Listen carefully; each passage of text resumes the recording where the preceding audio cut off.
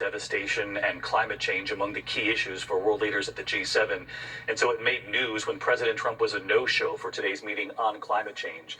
This was the image: an empty seat was left at the table for him. The president tonight also facing other questions. Did he have second thoughts about his trade war with China after that moment he was asked about it? And tonight the president now suggesting his own hotel for the next G7, promising each country could have their own villa, their own bungalow. ABC's chief White House correspondent Jonathan Karl traveling with the president in France. After a whiplash weekend of mixed messages, President Trump today declared his meetings with world leaders a rousing success. There was tremendous unity. There was great unity. But it was the president himself who created a cloud of confusion. He arrived in France having just announced stiff new tariffs on China. The next day, he seemed to regret it. Yeah, sure. Why not? Might as well.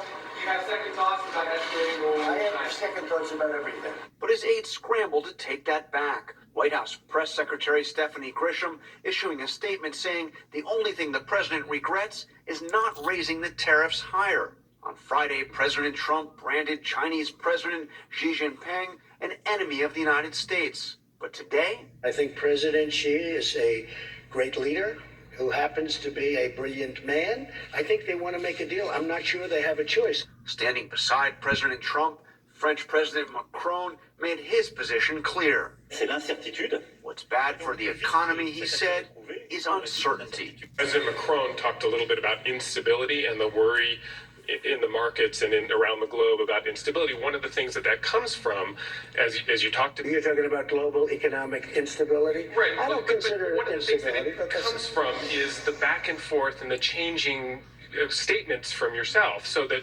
Sorry. It's the way I negotiate. The next time the G7 world economic leaders meet, it will be on President Trump's home turf. Literally. The president wants to host the gathering at his Miami golf resort. Today, launching into what sounded like an infomercial. With Doral, we have a series of magnificent buildings. We call them bungalows. They each hold from 50 to 70 very luxurious rooms with magnificent views. We have incredible conference rooms, incredible restaurants. It's like such a natural. Each country can have their own villa or their own bungalow. That's the pitch for the next G7. In the meantime, John Karl live from the south of France tonight. And John, another major headline tonight, this one about Iran. French President Emmanuel Macron saying he hopes President Trump will sit down with Iran's president in a matter of weeks. And I know you asked President Trump about that today, if he sees that as a possibility. Does that sound realistic to you? Could you see yourself in talks with the Iranians within weeks? Well, it does. I don't know the gentleman. Tell you one thing, he's a great negotiator. But I think he's going to want to meet. I think Iran wants to get this situation straightened out. Now, is that based on fact or based on gut? That's based on gut. But they want to get their situation straightened out, Jonathan. And this was interesting, John, because no American president has met with an Iranian leader in about 40 years. So what's Iran saying tonight?